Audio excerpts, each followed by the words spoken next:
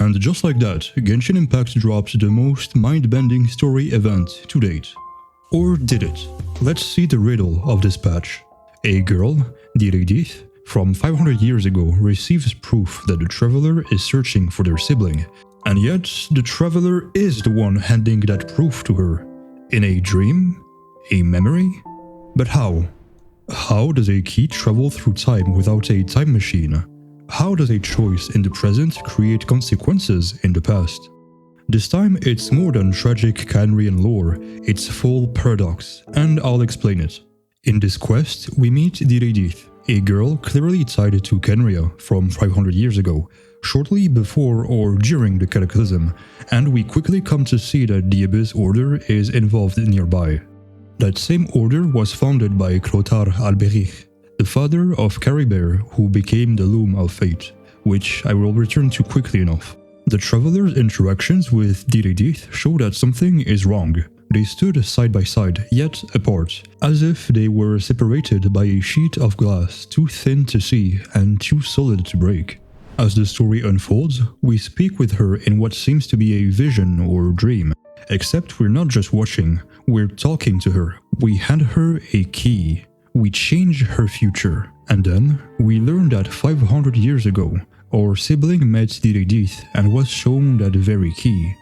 The proof that the Traveler was alive came from the Traveler, from this memory, from now. The key exists in the past, because we gave it in the present.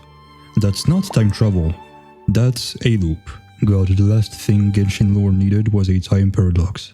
And what becomes of Direidyth, the girl who unknowingly carries this key across centuries? That's where the story turns cruel. She searched for the savior to save her world, but in delivering that proof, she ensured her own failure. Her plea didn't inspire salvation, it forced a choice, and the sibling chose the Traveler over the nation. Khaenri'ah wasn't saved, it was left behind, because of her. For her part in that, Direidyth was cursed as a pure-blooded Khaenri'ahn. Immortality not as a blessing, but as a punishment, just like Capitano and Dainsleif, who is still walking centuries later. Except now we finally know why Dainsleif hasn't decayed.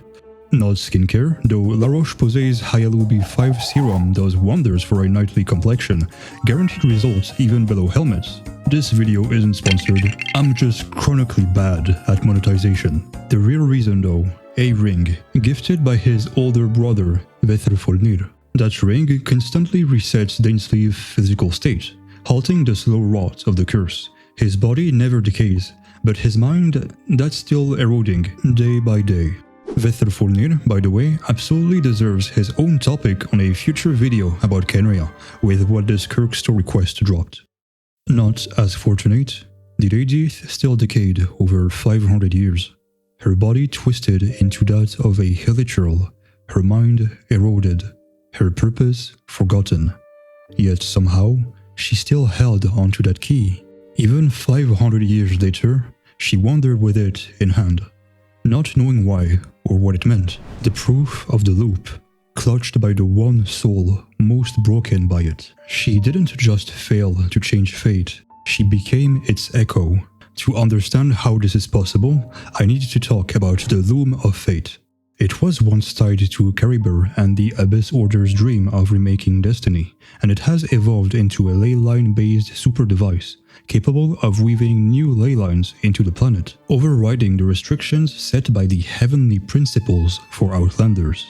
While its early functions were unclear, it also included memory manipulation and falsification, like Caribert's fabricated life in Vimara Village and the manipulation of space and consciousness that allowed the siblings to temporarily reunite without keeping memories of it, and that was an incomplete version of the Loom. Now, the completed Loom enables large-scale ley lines reality reconstruction. In Natlan, it's used to superimpose a version of old Khaenri'ah onto present-day spacetime. Here's what it did. It used the flower in Teyvat as a base, the symbol of Khaenri'ah. Then, it reconstructed a version of ancient Khaenri'ah using Abyss Order memories from 500 years ago. After that, it overlaid that reconstruction onto present-day Natlan with the authorization of the Lord of the Night, creating a space-time fusion. And crucially, it let past and present physically overlap. Not a flashback, not a dream, not a time travel, a temporary convergence of two timelines. The result of this, then, a shared memory space given life, where the traveler in the present meets Direidyth from 500 years in the past, and real interaction is possible. From their encounter, here's the simplified events that followed.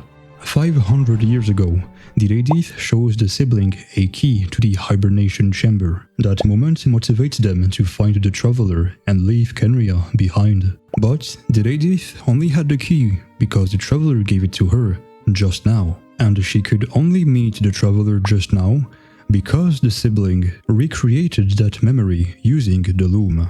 So who started it? No one. Or both of you. Or Aether for reasons unknown. That's the bootstrap paradox. A closed loop, a snake eating its own temporal tail.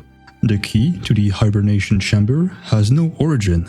It exists because it always has, because it had to. And yet you are able to choose. Give her the key or don't. If you do, the loop continues.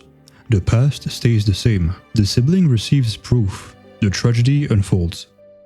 If you don't, Direidyth never gets the key. The loop potentially breaks. You deny the sibling that pivotal moment of growth and change fate. お兄ちゃんはいつも運命を変えようとしてる。私もそう。でも、今回は何としても。That is the reason why they stop the traveler. Because they know the loop must happen. That for once, fate must not be altered. Without that moment, they may never become who they are now, thus their opposition to the traveler's actions. Without this tragic event, they would not be able to become an equal to the Heavenly Principles. It was also very entertaining to see a manifestation of the unknown god again after all this time. Overall, this scene isn't just a lore dump, its thematic core. Aether, the shade of time, is probably behind most of it, watching from outside the loop. And for once, the traveler isn't just a pawn, they become the needle that threads past and present. This entire patch quietly gives the traveler actual agency, a choice that ripples into history. Even if it's just a memory, these memories have become reality once more. Even if time tries to switch shot again, the Abyss Order has reached its goal.